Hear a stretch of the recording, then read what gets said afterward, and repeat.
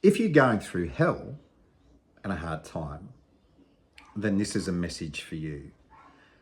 Over the past week, I've had about 4 or 5 people reach out to me in different levels of distress or just going through a hard time. Some of them have been through Messenger, some through phone calls, and some I've actually caught up with and had a coffee.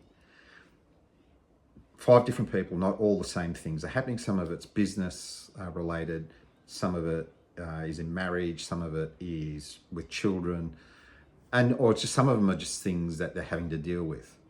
Some of them have been self-caused, others just circumstance.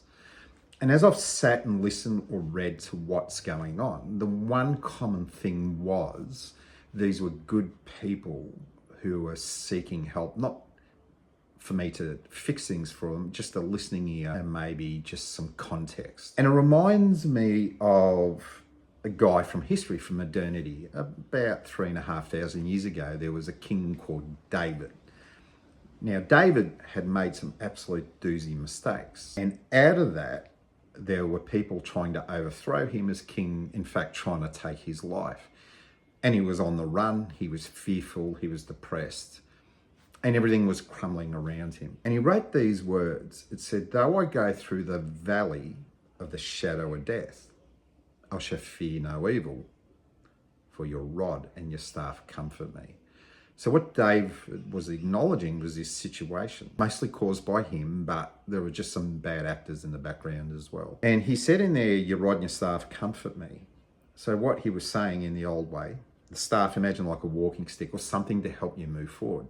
He was talking about his faith and his belief in God. He was talking about something more than who he was that he was hanging on to. Now, you may not believe in God. You may believe in the universe. Could be good people around you. Whatever it is that you hang on to, that's what he was talking about. And where it says, "I go through the valley of the shadow of death," if you've ever been in a crevice or a valley, you know there's not a lot of room to move. You feel stuck. Can't move left, can't move right. You can only go backwards, stay still, and go forward. And David didn't say he was pitching a tent. He was acknowledging he was going through. But here's the crucible for you and for me. Where it says the valley of the shadow of death, we have to understand that shadows can only be cast by great light.